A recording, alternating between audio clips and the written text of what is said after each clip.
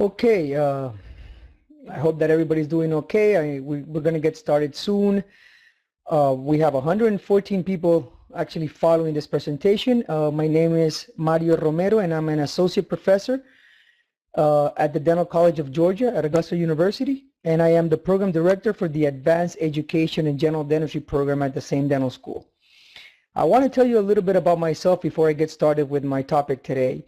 I was in private practice for 15 years prior to joining the dental school. Today I'm a full-time academic. I work full-time at the dental school.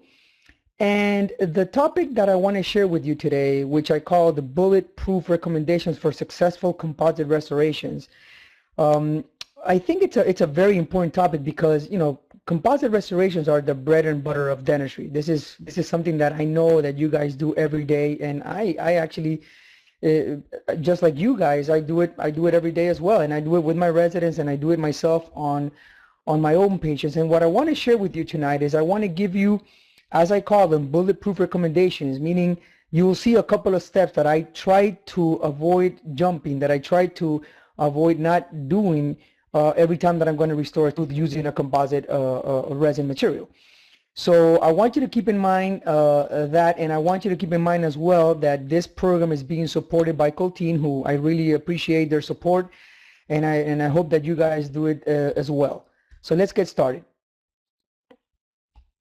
And let's go to the first slide. So first I'm going to start talking about rubber dam isolation. And I know that rubber dam isolation is kind of like a picky topic in dentistry, and you know, for some reason the majority of dentists, I would say, don't see this as an important step in their practice, and mainly in their adhesive or dental adhesive practice, and in the part of their practice where they're bonding stuff to teeth. And to be honest with you, if you think about it, we're doing a lot of bonding procedures day in and day out in our practices, and I just want to share with you a couple of tips, because I feel that the reason why the rubber dam is not used frequently is because, you know, I think it's sometimes a poor or lack of a good technique. So I think that with these couple of tips that I'm going to give you today, hopefully it's going to help you and it's going to motivate you to use it more within your practice. And to get started, I want to talk to you a little bit about clamp selection. And I want to make sure that you understand that there's two different types of clamps, and these clamps are designed, they have different features in their design that makes them useful for some applications, but not for all applications. So what you have to understand is that clamps are divided in what we call retentive clamps, like the one you're seeing right here, this W3 that you're seeing right here, or the retraction clamps, the B4 that you see here on the right hand side of the screen. And I'm going to show you a couple of applications for these clamps. Normally you will be using 100% of the times, every time that you want to achieve isolation with a rubber dam, you're going to use a retentive clamp. A retraction clamp has special indications, and I'll show you an example through my presentation. One thing that I want to tell you, that I want to talk to you about the retentive clamp, is that retentive clamps can be divided or subdivided into two different types: the passive type and the active type. Now, how are they different? If you look at the passive clamp or the passive retentive clamp, you can see that in this view right here, you'll see that both of the jaws are parallel one to the other. So this clamp is used when you have a full crown on a tooth that you want to isolate. If the crown is complete, you will be able to engage the jaws of this clamp onto the cervical portion of the tooth. But in cases where you don't have a complete tooth, or the tooth is broken down substantially, then you would probably need to use an active clamp. And you can see that the active clamp, it differs from the passive clamp, that the jaws are more apically oriented. And this is very important to know, because again, this is all about clamp selection. If you select the right clamp, these clamps will never interfere with anything that you have to do in your patient's mouth. They will actually be of help. They will be an aid for you to achieve, you know, what you want to achieve as a goal. I'm showing you here this clinical case where I'm trying to elevate the margin of this first molar. You can see that this is a very deep margin, and I want you to, I want to stop on this photo for a couple of minutes, and I want to walk you through the photo, because I know that you do procedures like this every single day in your practice. Now you can see here that I'm using a W3 clamp, which is a passive type of clamp, And this clamp is actually impinging, or is being held by the cervical portion, is seated on the cervical portion of this second molar right here. I have my rubber dam correctly inverted in every single tooth. But the most important thing that I want you to see here is that if you had a case like this in your practice and you needed to elevate this margin to bring the margin to be super gingival for your final restoration, I'm going to do an indirect restoration on this tooth in particular. But if you were to restore this tooth with a direct or an indirect restoration, we're going to need to either elevate that margin or have a periodontist perform a clinical crown lengthening procedure, so that we have not only a better we have better access to the margin, but we have a good nice and healthy tissue around that area once they manage correctly, the biological width in that area. So in this particular case, I have decided to elevate the margin, and the only way that you're going to be able to bond correctly to this tooth structure that you have there with any biomaterial, if you want to use a glass ionomer, if you want to use a composite, whatever you want to use, is by means of an ideal isolation. There is no way at that depth and with gingival inflammation that always accompanies this type of preparations, you're going to be able to bond to that tooth structure, because you're going to have contaminants surrounding the area. You're going to have bleeding, you're going to have curricular fluid, you're going to have issues when you try to isolate that area before you place your restorative material. If you look at this photo, you can see that under these conditions, this is what we call the ideal situation for you to bond to that remaining tooth structure, elevate your margin, or go ahead and restore the tooth with a direct restoration if that's what you would like to do. And you see cases like this every single day when you're doing your large MOD preparations. So if you know how to use a rubber dam correctly, there is no other isolation technique that will do this for you. Not even using cotton rolls or using isovac. It's just simply not going to do it, because there's nothing that's going to prevent that curvicular fluid or bleeding of that tissue to get into that margin. And that, as we all know, is critical at the time of restoration. So in this example, a passive clamp on the second molar, and you can see how that rubber dam has been correctly inverted and the band placed around the tooth to elevate the margin.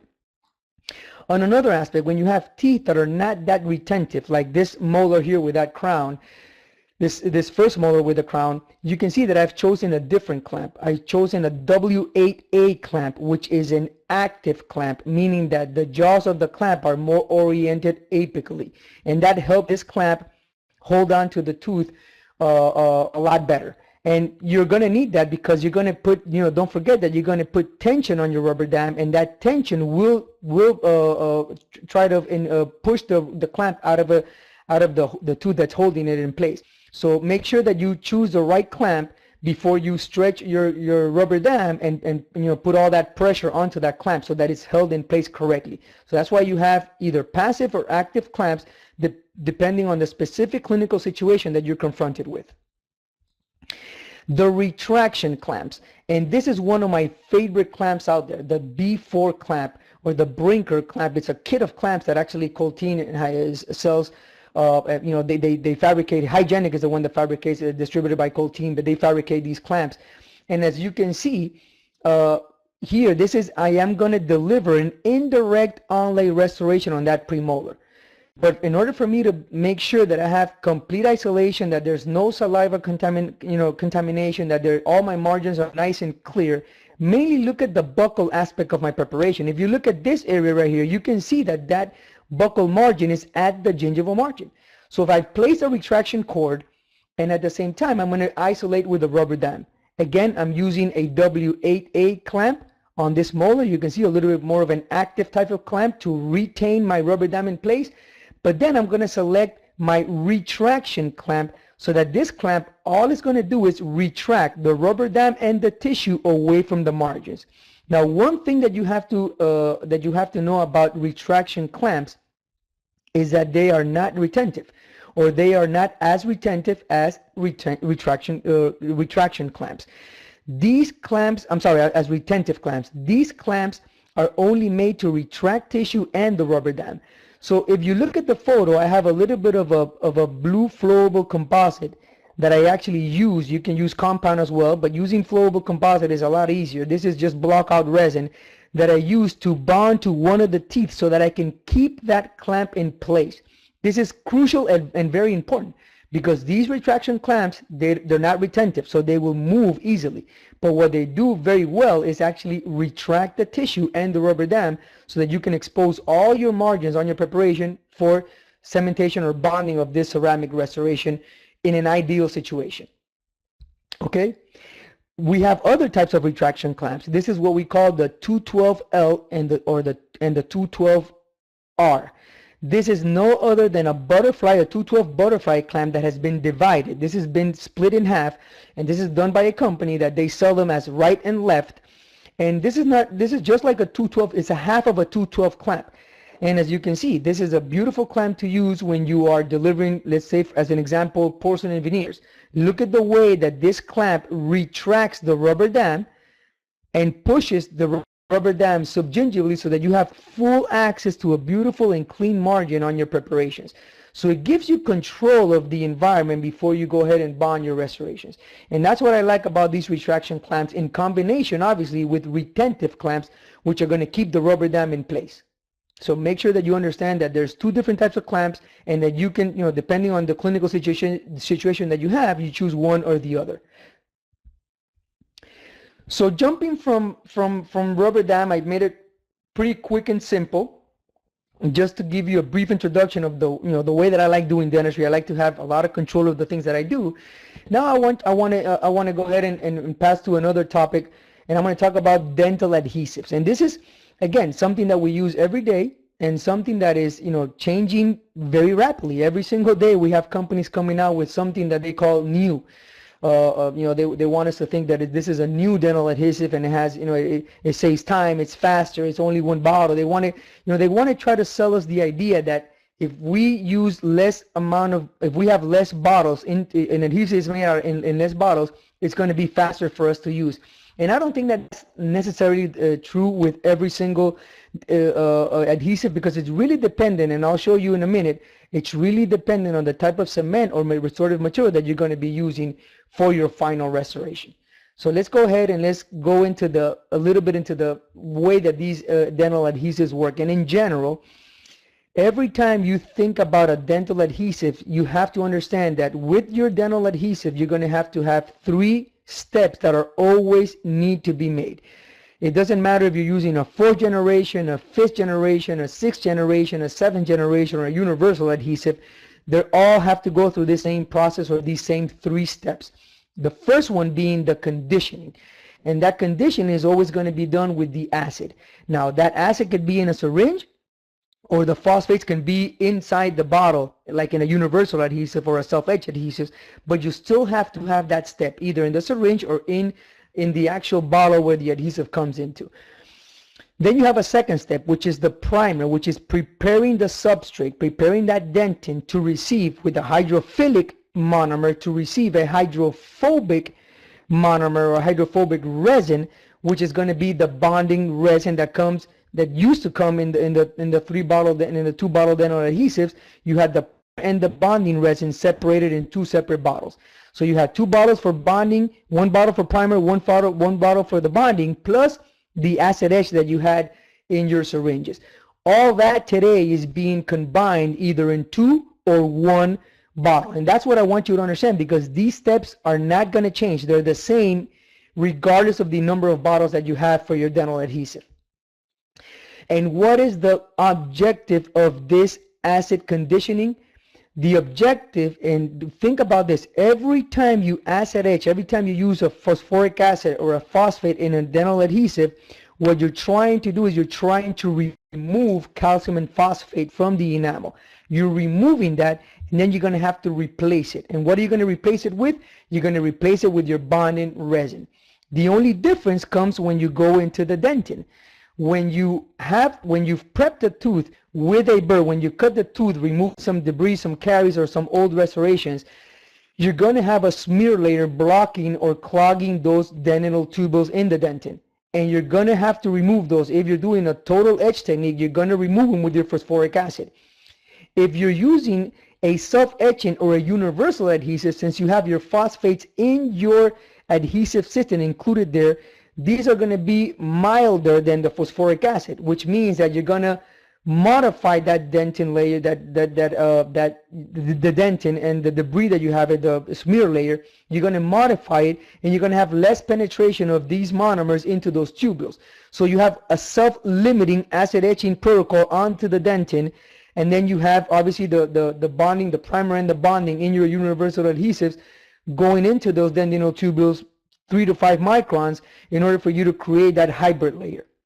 One important thing that I always recommend all my residents and students and all my colleagues, and one thing that I personally do not do regardless of the adhesive system that I'm using, is that I never I always use phosphoric acid in a syringe to acid etch my enamel. So I always do minimum, what we call selective etching, because as we all know, etching the enamel has never been the problem. The issue has always been treating the dentin. So I want to make sure that I always get my best bond to enamel possible, and the best way we all know, and science actually proves it, that happens is throughout the acid etching, the selective etching at least, of your enamel. So if I were to use, let's say 1 coat 7, if I were to use 1 coat 7 universal as my adhesive, I'm going to use it in their self-etch mode, universal adhesives, only on my dentin. But I will still selectively etch my enamel that surrounds that preparation. And that for me is crucial for you to understand. That's how you make this work, the best way possible for you. Okay, let's go to the next slide. So if we now understand that there's always three steps that they can be separated, or they can be all combined in all these different type of systems that we have today. What is the real meaning of the word universal? Because if you think about it, universal to me at least means that this bottle should be able to do everything for me. And if you think about what many of the companies are saying today that their universal adhesives actually do for us, and this is a slide where I just just add some words, everything that I found in the literature. They can total etch for you, they can selectively etch for you, they can self etch for you, you can use them for direct restorative materials, you can use them for indirect restorative materials.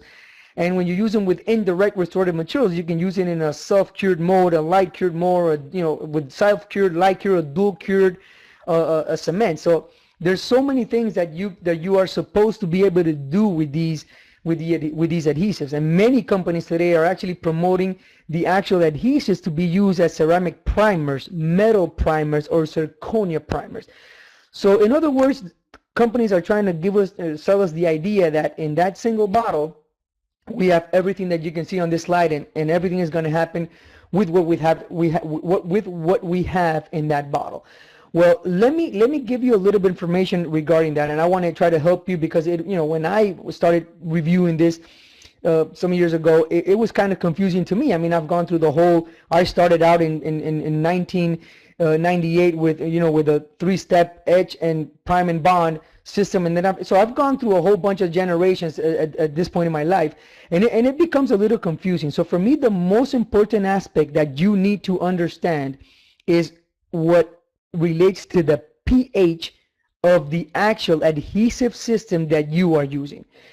And again, I'm here, I know that many of the people that follow us use many different brands, so I'm going to just generalize this, because this falls into every single brand out there. If that pH of that product is greater than 3, meaning that it's less acidic, that system can be used, for example, with dual cured resin cements, because the acidity is not going to interfere with the actual dual cure system of your resin cement. But if the pH of your universal dental adhesive is less than 3, then everything changes. Because if the pH is less than 3, that means that it's more acidic. And if it's more acidic, if it's less than 3, you will have some interference of that product, of your adhesive, with a dual cure resin cement or a dual cure restorative material. And this is very, very important for you to know and understand. Because again, it's important for you to know exactly what you're using, so that you will get the best out of the product that you're using. And that's why many companies actually fabricate and I'll show you in this slide, they fabricate like Colteen with their 1-coat-7 universal. They have this 1-coat activator, and this 1-coat activator, what it does is that it's like a second layer. So you apply a first layer of your 1-coat-7, and that's going to help you create that, the acidity of that first layer of only the 1-coat-7 is going to help you remove the smear layer. It's going to help you etch that dentin, and it's going to help you initiate that process of your bonding, that conditioning and priming and bonding of that of your adhesive system. But then you place a second coat where you combine universal 1-coat-7 and the activator in one drop of each.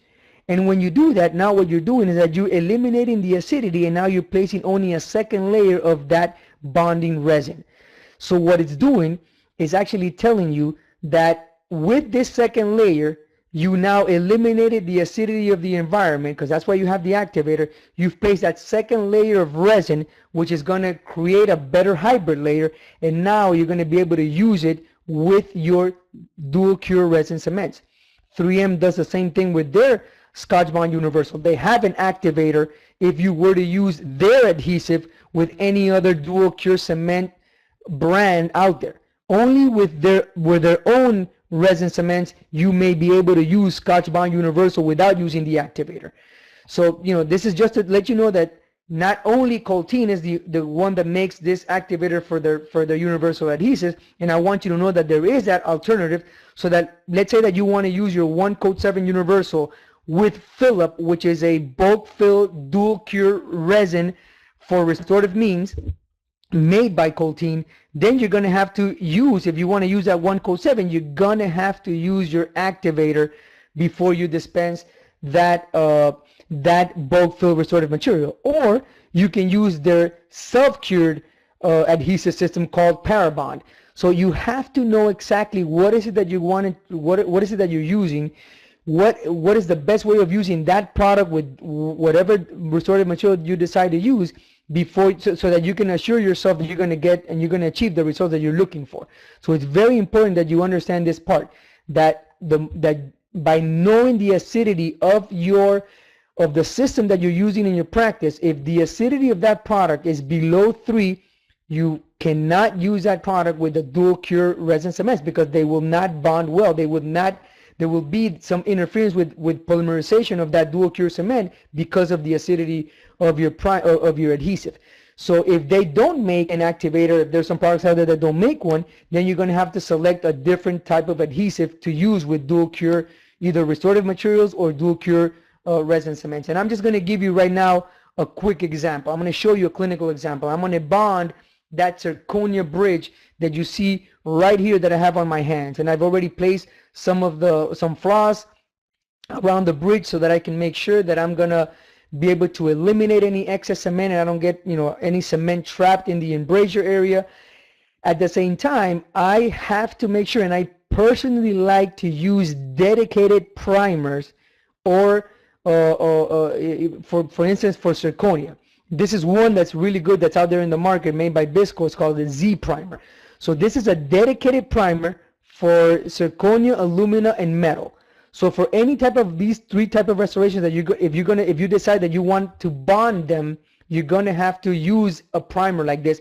And I like using a dedicated primer, because these dedicated primers are made specifically for that. They're not made to bond to 2 structure. They're not made for any, so they don't have more resin than what we need inside these bottles, compared to an adhesive system that may have some, they may have some MDP monomer in it, and that's why they're telling you that you can use it as a primer, but it's not a dedicated primer. So you have at least 80% of resin contained in that that dental adhesive, which you don't have in these dedicated primers. So make sure, I personally like selecting dedicated primers, even dedicated side lanes, if I'm going to bond any type of glass restorations. In this particular case, I am going to bond this zirconia bridge that you see held in my hands. So I'm going to initially place one fine layer, one thin coat of this Z primer, of the dedicated zirconia primer, in the intaglio surface of this bridge. So now I can go ahead and select what kind of cement I want to use.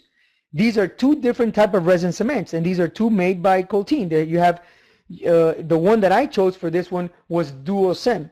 Duocem is a resin cement, is a dual cure resin cement. So if we think about this, if this is a dual cure resin cement, and I just told you that it is critical to understand and know the acidity or the pH of the adhesive that you're going to use. In this particular case, I am going to use 1 coat 7 universal.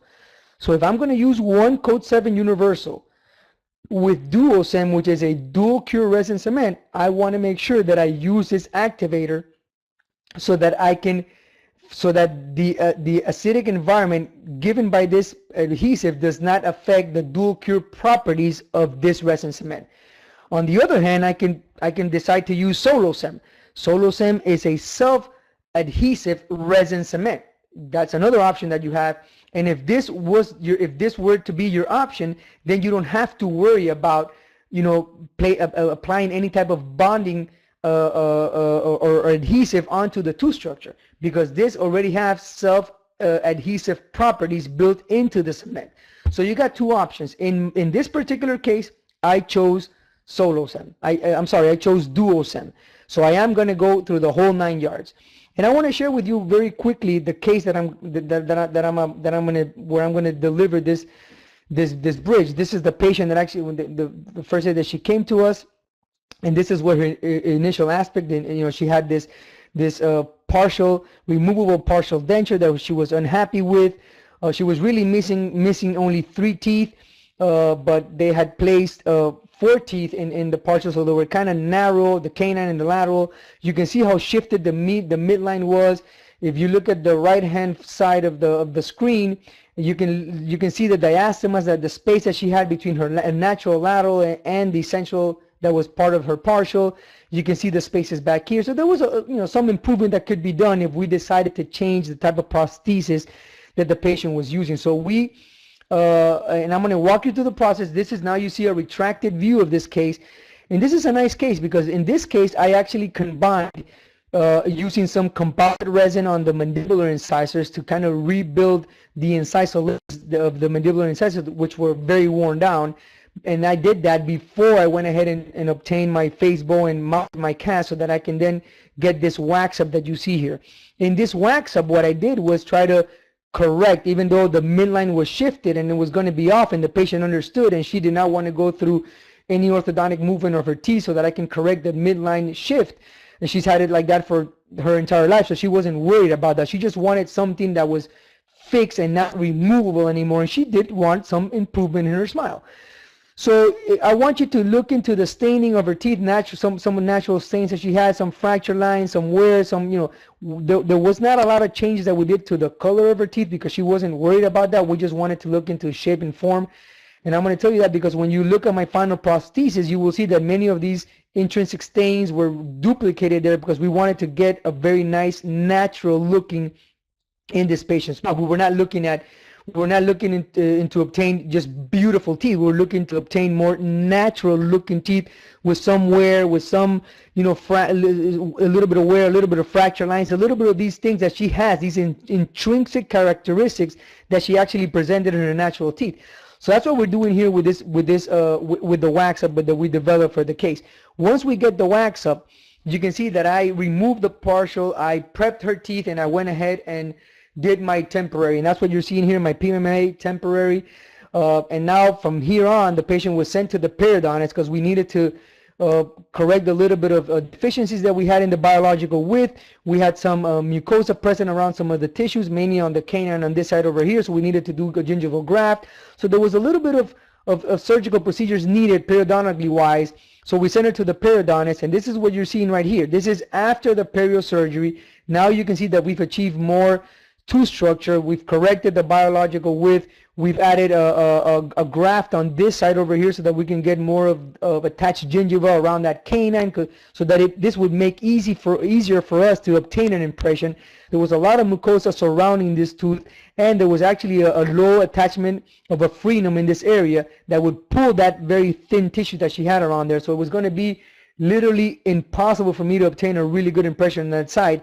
And obviously there was other things that we needed to correct, so we make sure that we got everything corrected in one surgical procedure. So after this, we wait, 4 to 6 months, and we actually waited for 6 months.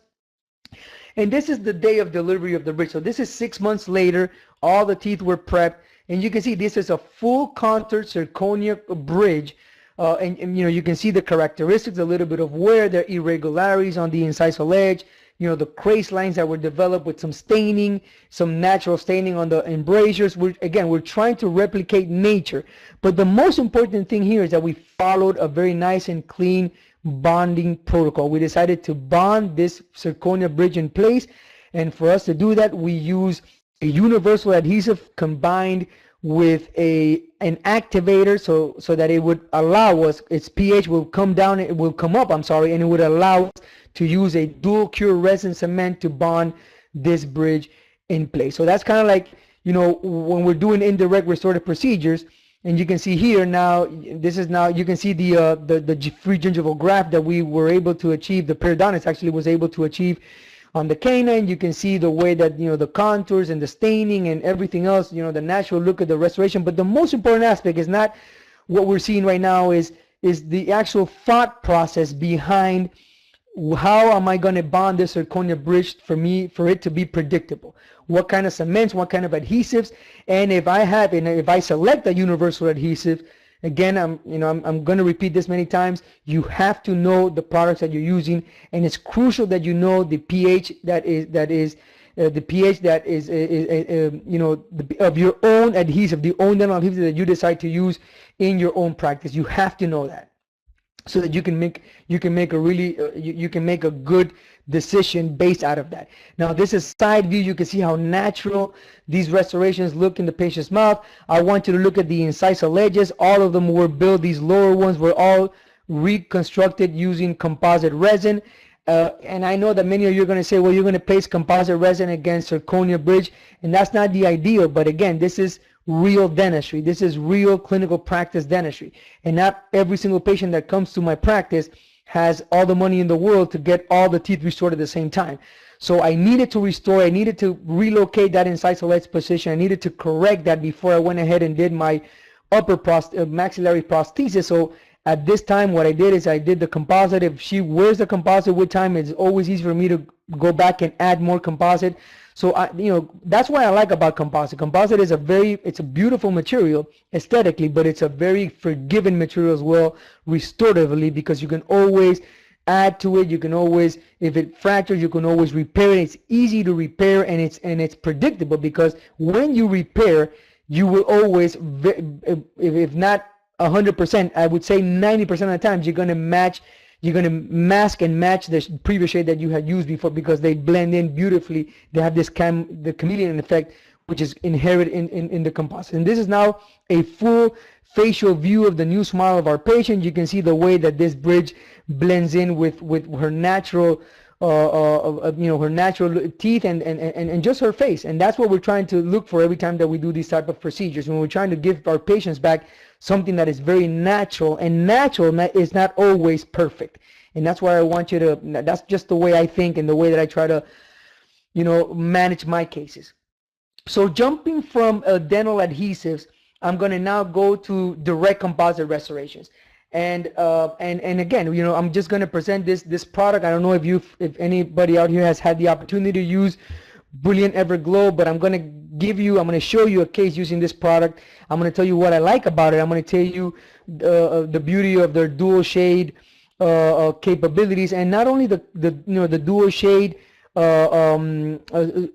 composite syringes you're going to get. And that's what I think it makes it very efficient, and very, for me at least, I'm not everybody, in my hands it works well. I've been using dual shade composite from Colteen since I think the late or early 2000s, so I know this brand very well, and I know their composites very well. And for me, what they have done with Brilliant Everglow is they just added more shades. So now you have a little bit more options. You got 7 universal shades, and the universal shades, it's what we would call in their kit, I would call them, or it's better for you to understand them as, or look at them as dentins. And the beauty of 7 universal shades is that every compule has the dual shade system. So if you buy, let's say that you have A1 and B1 are going to be in your same compule. So that A1 B1 combination is going to match every A1 and B1 patient that you practice. So if you look at it that way, you'll see that those 7 universal shades will easily transform into 14 without you having to have 14 different shades and 14 different shade tabs for you to try to match. And believe it or not, I'm going to show you one case right now, and you'll see how easy it is to make them blend in well with the actual underlying tooth structure. You got 2 translucent shades, and the translucent shades are going to be your enamel shades, and then you got 3 opaque shades that you can use for any type of masking that you may need in any restorative procedure. These are your universal shades, and you have A1, B1. You can see how there's dual shades in every single compule, and you have the bleach shade as well. It's great for today's world, because many of our cases, many of our young patients do like their teeth very light, and they want to have them bleached before we go ahead and do any restorative procedures. You have these 2 translucent type of shades. You got the regular translucent, the universal translucent, which is the one that I use for every case that has not been bleached, and bleach translucent, which is a lighter. It has a little more value to it, so you will get a lighter translucent shade, and that's what you would use. That's what I use when I do bleach teeth, and I'll show you a case where I use actually that shade after bleaching a patient. These are your opaque shades, and you have all your shades in A1, B1, A2, B2, A3, D3. And again, these are for you to use to mask any underlying dark dentin in your class 1s, your class 2s, or your composite veneers, just to mask before you go ahead and add the dentin and your enamel layers. And that way you don't get any translucency through these 2 other previous layers. So they are very useful. What I'm showing you here, these are actually, this is 100%, this is a tooth that I made 100% out of this composite, out of Brilliant Everglow. And what I want you to see on this photo, and I'll show you exactly step by step how I did this, but because that's what I would encourage you to do if you've never used this system before you go ahead and try it on a patient. And I recommend that with any brand, because I really think that it's important for you to know and understand the way that all these layers interact one with another, and this is different in every single brand. So I want you to see, and I want you to notice here how, I was able, with these shades, I was able to recreate. Look at the halo effect that I created on this incisal edge, and here there's just added the layers, and I'll show you how I added the layers and a little bit of finishing, and that's what you get. And this is where I want to walk you through the process. So to do this, the first thing that I do is I just have plastic teeth all around the school, so you can either buy a plastic tooth online and just make a PVS impression of that plastic tooth, root and crown, and then just remove the plastic tooth, and you stay with the PVS, the impression that you obtain with the PVS. This is going to be like a negative of that plastic tooth. And what I do is I start building, I start layering, and initially I start using enamel on the lingual aspect. As you can see right here, I use on the lingual aspect and on the both proximal walls, I've only used a very thin layer of enamel. And on top of this enamel, I'm going to go ahead and I'm going to start building with dentin. I'm going to start building, and again, you can see here I added only on the root surface is all dentin. I added enamel on the sides and on the lingual aspect. Now I want you to see how on top of that enamel, I'm going to add a little bit of the opaquer, because I don't want this to be gray at this level. So I'm going to use one of the opaquer shades, probably an A1, B1 opaquer shade, a very thin layer, and I'm going to put it right on top of that enamel, being a little bit short of the incisal third, so that I can get a little bit of a halo effect, a little bit of a gray effect, a radiolucent area, or a grayish area on this incisal third, just for natural looking teeth. Then I'm going to start adding the dentins, and I want you to see how I start adding the dentin first. And again, I can choose A3, A2, whichever dentin you want to choose, and I go ahead and I make it blend in. You see thicker on the gingival third, thinner towards the middle third. You want more saturation on the gingival third, and I'm going to use a second layer of dentin, a lighter layer of dentin in the middle third, going towards the incisal edge. Again, all I'm trying to do here is understand the way that these shades blend in once I mix one with another. And that's what I would highly encourage you to do before you go in with a new product into a patient's mouth, and then, combine all these shades, and you end up with something that you did not expect for it to happen, or something that is not going to make you happy. So it's good that you understand the way that they blend in, and this is the way I normally do it when I get a brand new material. So here I've added a little bit of dentin on in this area right here, thicker on the gingival third. This is probably like an A3 dentin, and I'm going to take you to the next slide. Now I've chosen a lighter dentin. So this is A3 dentin, as an example, this could be probably A1 dentin, and you can see that I've now extended my A1 all the way down to the incisal, very shy of the incisal edge, and I'm going to fabricate 3 well-defined mamelons. And what I'm trying to do here is I'm trying to leave a little bit of these triangles, you know, I'm going to add a little bit of translucent there so that I can get that translucent effect in this area. So I got 3 mamelons, I light cure those layers, and then I go to my 3rd layer where I add a little bit of opaque white. You can see how light this is, and there's many companies that make this opaque white flowable composite if you want to use that. And believe it or not, I use it a lot when I'm actually doing composite veneers. If my patients had either white spot, hypocalcified white spots, or if they have a very nice and very noticeable halo on the incisal third that is very common on young patients. So that's what you would need to use if you want to reproduce that halo. And then you can see I added a little bit of translucent in between the mamelons, and then my final layer, I cure all this, and my final layer is going to be that enamel layer. And it's crucial for you to understand that your final layer, your final enamel layer is going to be just 1 layer from gingival all the way down to the incisal. And there's many techniques that you can use. You can do the mylar pull technique, which ends up giving you like 3 different increments for your final layer. That's the one I personally use. But what you don't want to do is that you don't want to be adding, you know, little portions of enamel layers, enamel composite everywhere, because you're going to get all these junction lines between one layer and the other that are really, really hard for you to polish. So the least amount of layers that you use, and the best, you know, the smoother that they are at the end, the easier you're going to have, the easier it's going to make your life when you're going to go ahead and polish. And you can see here I've added final enamel layer. I just used one of the Swiss Flex discs and just remove a little bit of the excess. And without a lot of, everything was done with my hands, very little disc I used, because all I want to see right now is the way that all these colors blend in. And I took 3 different photos at 3 different angles and with 3 different lighting conditions, because I want you to see. You can see that white halo right here. You can see a little bit of the gray. You can see the, you know, kind of diffuse mamelons here. You can see the greater saturation on the gingival third. So what you're seeing here is what you're going to get as an end result. And I truly believe that with less options on shades, it's probably going to be a lot easier for you to get to this result. This is a side view. Again, look at the gray here. You can see a little bit of the white halo. Look at the saturation on the gingival third compared to the middle third. And this is a lot less light. Look at the way that you can create, and I'll show you how to create all these irregularities on your enamel, your well-defined developmental grooves, the mesial and distal line angle. But most importantly, look at the halo and look at the gray area on the incisal third. Have you ever heard the term incisal aesthetics? This is incisal aesthetics. That's the most important aspect of your restoration. That's where you make sure that you replicate or duplicate nature. So polishing technique, very easy, and I'm going to walk you fairly quick, and you'll find this slide. You can see the Swiss Flex. You can see the Brasseler burrs that I use for polishing, the enhanced points from Dense Ply, and the shape guards from Colteen. And I'm going to show you step by step how are these used. Once you complete your composite veneer, you want to make sure that you outline your composite veneer with a pencil so that you can know exactly where your line angle should be located at the end of your preparation. And you can see that once I have the line angles exactly where I want them, I'm going to just draw these lines outside the line angles so that I can start my polishing in this area. I don't want to, if I don't want to modify where my line angles are, I do not want to touch those line angles with any type of disc. And you can see here that I've used a Swiss Flex just to go around mesial, gingival, and distal, all around, just to make sure that I make this area blend in beautifully with my line angles.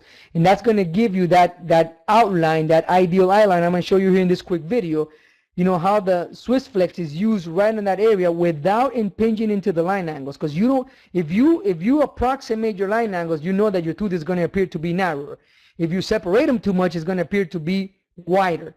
So if you think that you got them right where you want them, don't move them from where you got them, because you don't want to alter those dimensions on your teeth. So once I'm done with that area, and as you can see on this slide right here, I'm already done with that area. I haven't touched the contact area. I did not do anything to my line angles. I'm going to go to the next step. And the next step is going to be the facial aspect. You can see how thick my incisal edge has ended up being, and there's only one flat facial plane, and you know that we need to have 3 different facial planes. So what I'm going to do there is I'm going to use these 8888 diamond burr from Brasseler. You can see how nicely shaped the burr is, and it really follows the contours. I like the way that it follows the contours of the tooth, and I actually use the burr in 3 different planes.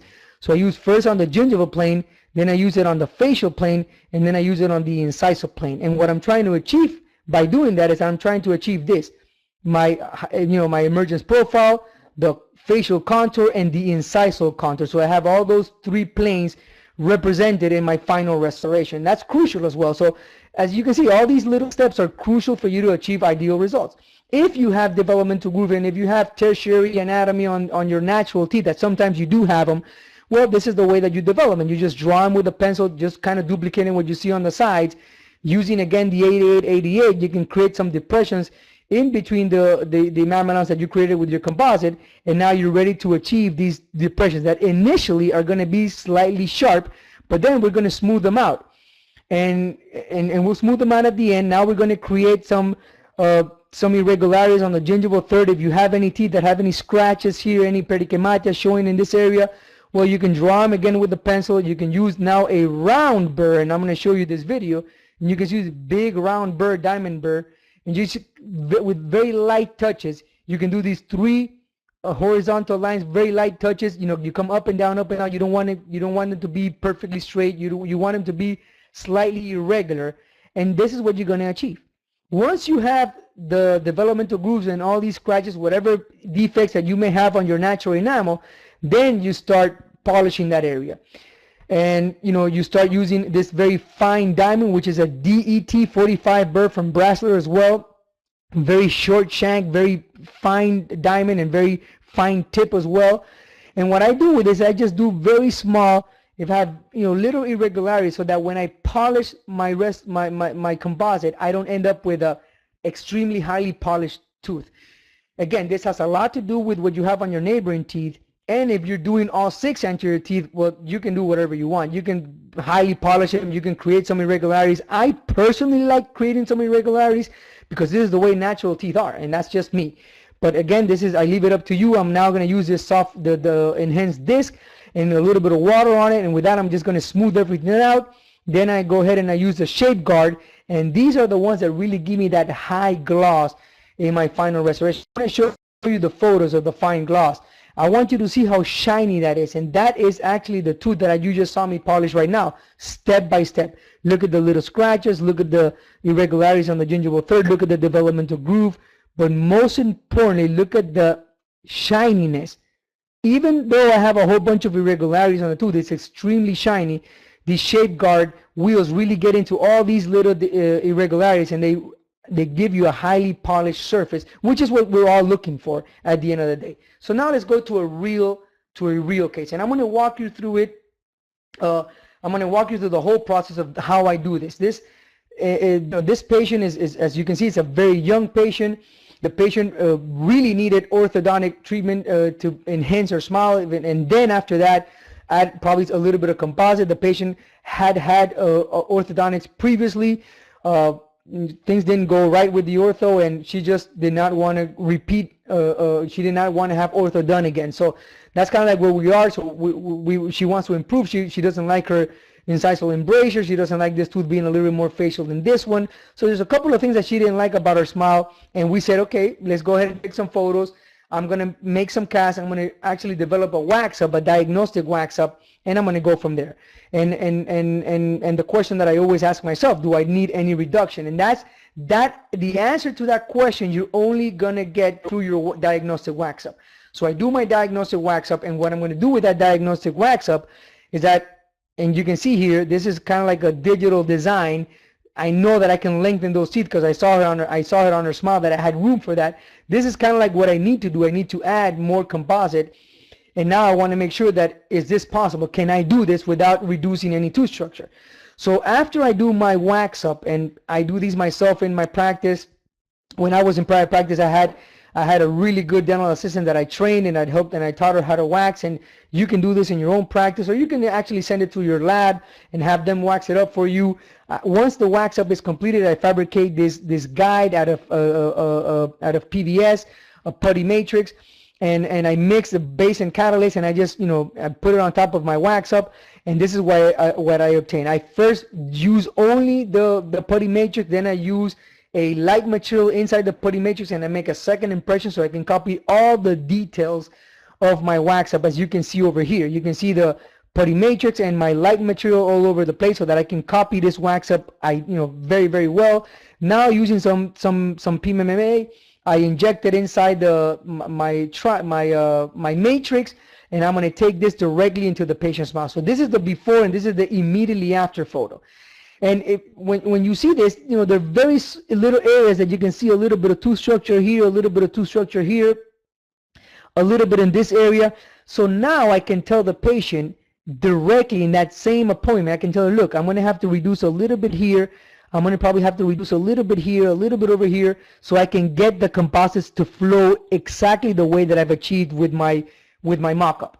So this gives her the idea, the illusion of how this is going to look like at the end, and it gives me the opportunity to kind of see, okay, where do I need to reduce and where I don't need any reduction. And to be honest with you, there was very, very little reduction done on these teeth, and it was probably one or just two of them that needed a little bit of reduction. But look at the side view, and you can see the new position of the incisal edge. You can see how we close that gap, that incisal embrasure with the canine and the laterals, as well as the laterals and the centrals.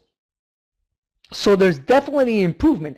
It's not an ideal situation because, again, the patient needed ortho, and she would correct other things that she had, but she just did not want it. So we went ahead and we just initially started using composite, because composite is retrievable. And this is the only way I would have done this case. I would have never completed this case with porcelain veneers, because I think this patient needs more than just that, even more than just my composites. And my composites, I can remove them, and they're very little, if at all, invasive, because you'll see how small and how thin they are, and just one or two teeth needed just a little bit of ameloplasty in order for me to fit the composite where I want it. The other thing that I'm looking at right now is the incisal edge length, and you can see that I'm having her just talk to me and have some phonetics with me, and I'm taking some photos while she's having a conversation with me. I want to make sure that there's no impingement of the neutral zone, that all the occlusal factors are met, and before I deliver my final restoration. Just make sure that everything is where it's supposed to be. So we're going to get started with our treatment. Patient wanted to bleach her teeth. We wanted to bleach them as well, because as you saw in the initial photo, patient had a lot of white lines, and I'll show you that photo in another slide. She had a lot of horizontal white lines everywhere, and we wanted to kind of make everything blend in beautifully. So, by bleaching with the 10% carbamide peroxide, that's all we needed. And you can see it right here, a little bit of white here, a little bit of white lines, a little bit of hypocalcified areas.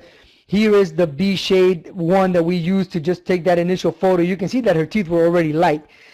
So right now you're thinking, if you think about this, I know that I'm going to be using the A1, B1, the lightest shade possible, and at the same time, I know that I'm going to be using a very high value enamel. So it's going to be a very thin layer of dentin, because there's not a lot of room for dentin, only in the embrasure areas, but there's going to be enough for me to apply that thin layer of high value enamel, that translucent bleach enamel that Brilliant Everglow has in its kit, and you'll see how it worked out, it turned out to be at the end of the day. So we started bleaching, and I want you to see the before and after. This is 15 days after bleaching. Once we're done with the bleaching process, we wait for additional 15 days, and then we do the restorative procedure. We want to make sure that everything settles down. We want to make sure that there's not a lot of oxygen in those teeth that can inhibit the polymerization of our composites. But most importantly, we want to make sure that the color has blended in, and the color is now, the teeth had rehydrated. Now we have a more uniform color all around. So this is how we started, and look how we ended up being. You can see that there's barely a little bit of white spots down here. We literally we made these white lines blend in beautifully with the new shade, with the new color that we obtained on her teeth. Very, very light teeth. And you can see now the B1 looks even yellower compared to the initial photo. And you can see her light teeth. You can see a little bit of the lines left, but the majority of them have gone away completely just by bleaching. So this is always, for me, it's always important for younger patients at least, and even for my adult patients, I always try to convince them, because if I'm going to do composite, to be honest with you, it's always easier to match a lighter shade than to match a tooth that has a lot of intrinsic stains that you're going to have to reproduce with your composite. So bleaching the teeth prior to that, it always makes sense. Now you have the shade tabs that actually come into the kit, and what I like about them is you can clip them together. You have the dentin shades, you got the enamel shades, and you can kind of see the enamel on the incisal third, the dentin kind of like on the middle third. Again, these teeth are very, very light. I know that I'm going to use a very thin layer of the dentin, so I'm going to choose the dentin, the lightest dentin that I have, and it's going to be a very thin layer, mainly on the embrasure areas, but I'm going to use the high value enamel to cover it up and to try to achieve a beautiful blend in between the enamel, her natural enamel, and my composite resin. Again, ideal rubber dam isolation. You can see here that you know, I have 2 Retentive clamps, 2 W2s on the premolars. I got floss ligatures everywhere in every single tooth, and this floss ligature, what it does is that it helps me invert my rubber dam perfectly below the gingival margin, and at the same time it helps keep my embrasure areas without any rubber dam impingement, so that I can place my mylar strips and I can, you know, close these embrasure areas, adding my composite in these areas as well as I do in my incisal area. So good isolation, you know, you keep the patient safe, you know that nothing is going to fall in her mouth, and you have, you know, you have all the time in the world, to be honest with you, because nothing is bothering you. There's no way you can contaminate anything here. There's no way that the lip is going to fall on top of the facial aspect of the teeth. No way that the cotton rolls are going to get saturated with saliva and they're going to contaminate these teeth. Nothing like that will be able to happen because everything is underneath that rubber dam, and we all know that. So I don't want to stress that too much. But here you go. Here's my rubber dam. I'm going to start with my incisal edges, incisal thirds, and I'm going to, again, no preparation on these teeth. Acid edge.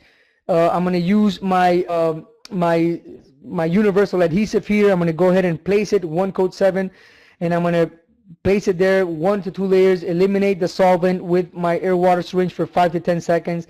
Light cure for 20 seconds, and here you go, fully light cured. And now I'm going to go ahead and use my lingual matrix that I created from my wax up, and I'm going to start building up that lingual layer. I do the first lingual layer. This is a little bit irregular. I would like to do it a little more regular. I'll show you the next one came out better. This one I was trying to, you know, take the photos at the same time that I'm doing the case, so I didn't realize that this was not that irregular, but you can always fix that, and I did fix it before I added my enamels. But you can see here I added a little bit of the enamel on the lingual, a little bit, a very thin layer of my A1B1 dentin, and then my final enamel layer right on top. And this is, again, slightly longer than what I would like, and I'm going to go ahead, and I always want that because I want to be able to cut back and make sure that I, you know, that I get the anatomy that I'm looking for. Then this is the one that, this is the way I like doing them. Very nice and uniform. I apply them first on the matrix, then I sit them on the patient's mouth, and then I make sure that everything is nice and clean and even, and then I go ahead and light cure. And now I'm going to go ahead with my mylar here. I'm going to add my dentin, as you can see here, a little bit of dentin. And now I'm going to do my enamel, my final enamel layer, very thin layers of composite. And you can see how I've done this one now. This one is partially finished. Now I'm going to go ahead and reduce the length, and I'm using my matrix to make sure that I'm verifying the length that I obtained on my wax up. That was the one that I used for the trial directly in the patient's mouth. So, you know, every single step, I go ahead and I finish both of the centers. I'm going to polish the midline, remove, you know, get rid of all this wiggly line, make sure that I don't have any excess there. And I stopped when I did both centers, because then, you know, I want to make sure that I look at them. This time the appointment wasn't long enough, so I started doing the centers, and then I brought her back in and then did the laterals. And there you go. I isolate again, and I'm going to go ahead and do now I'm going to do my laterals and my canines. And this is the following day. Again, the first appointment, I didn't calculate the time well enough, and I didn't have enough time to do the whole thing. So I brought her back in the next day, the following day, and I went ahead and did the laterals and the canines. I normally do this in a 4-hour appointment. I do, again, this lateral, you can see that I had to reduce a little bit because I knew it was more facially oriented, and she wanted them to align better with her central. So I went ahead, now I add the lingual layer with my enamel. I add a little bit of the dentin again. And one more time, my enamel layer using that high value enamel, that bleach translucent shade. And then I go ahead and I'm going to work only on the embrasure, the mesial embrasure of the canine. I do the other lateral. Again, I removed a little bit on the facial here because this was facially oriented as well. I do my lingual layer, everything is repetitive. I do my my enamels, and then I do my canine mesial embrasure. I add the enamel on the mesial embrasure. I add my dentin and my enamel layer finally, and then I go ahead and just reduce and make sure that I reshape that canine to ideal form. So this is one image overlapping the other. I have the image of the final restorations overlapping the image of the way the patient presented. And the reason why I'm doing this is because I want you to see how much composite, the length, how much was added to the length and volume of the teeth in order for me to achieve the result that I achieved. So this is how this is how we started with the patient.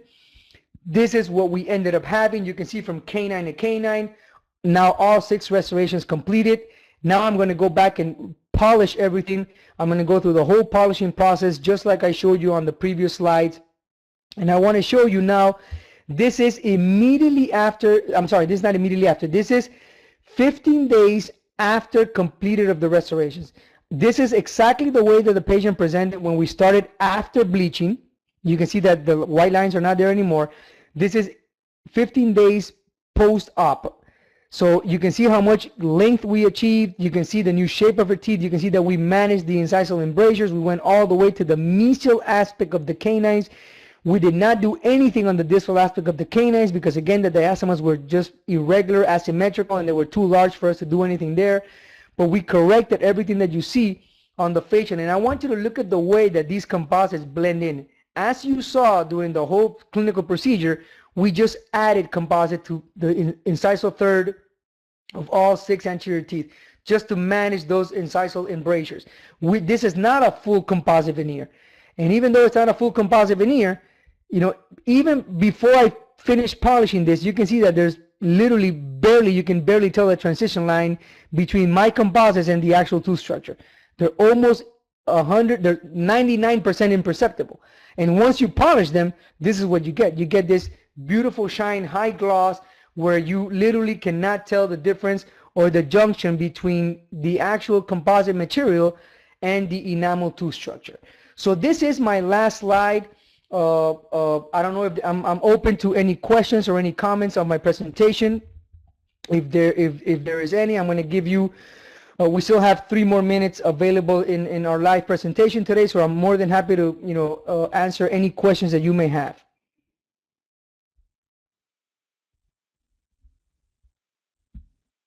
All right.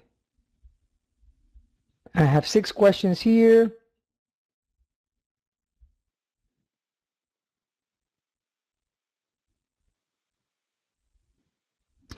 All right, let me see if I can. There's one question here that I think an interesting question. How do you charge for these composite veneers? Thank you for your question. And the way that I do this is as we know, this is not something that's going to be covered by any insurance company because this is a 100% aesthetic procedure. So there is a code, there's an ADA code that is a chair side composite veneer. And that's the code I use, and we have a special, we have a special fee for that code. It's going to be at least 2 or 3 times more than a regular class 3 or class 4, fractured tooth or caries lesion that you're going to restore with a regular operative code, one surface code. This is I don't charge this by surface because normally you're adding composite. You're going to add to the incisal, facial, lingual, mesial, and distal. So it's going to be a multi-surface. That I do this is I actually restore. I charge.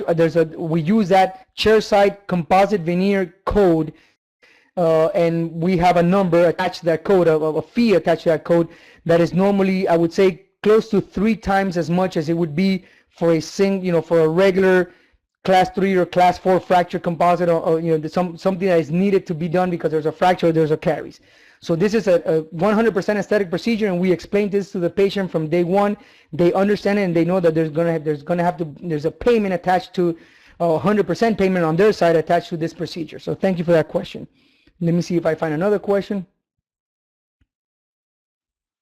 So it says, what do you think about T-bond solo after total edge? I think that again, there's a lot of dental adhesives out there in the market. There's a lot of really good ones out there. My intention is not to change you in whatever you're using. If you're using OptiBond Solo, I think it's a great product. Again, I would still do my selective etch. If I'm going to use the OptiBond Solo as a self-etch mode, or as if that's the case with that specific product, then I'm going to use a self-etch. I'm going to use my selective etch mode, and that's just the way I do. Now, if I'm not mistaken, OptiBond Solo can be used with a total etch technique, then I would definitely use it as a total etch technique. I would acid etch everything. And when you do total etch technique, the only thing that you have to be aware of is the remaining dentin thickness. You got to make sure that you have enough remaining dentic thickness so that your monomers don't go beyond that remaining dentin that you have on top of that pulp chamber, and that may cause some hypersensitivity, or may cause some cytotoxic effect that these adhesives have on that live tissue that you have underneath that dentin. That's something that you have to be aware of. The time has gone by. We don't have any more time for any more questions, but I really want to thank Viva Learning for giving me the opportunity to share some time with you tonight. I want to thank Caltine as well for sponsoring this lecture and always supporting my educational efforts.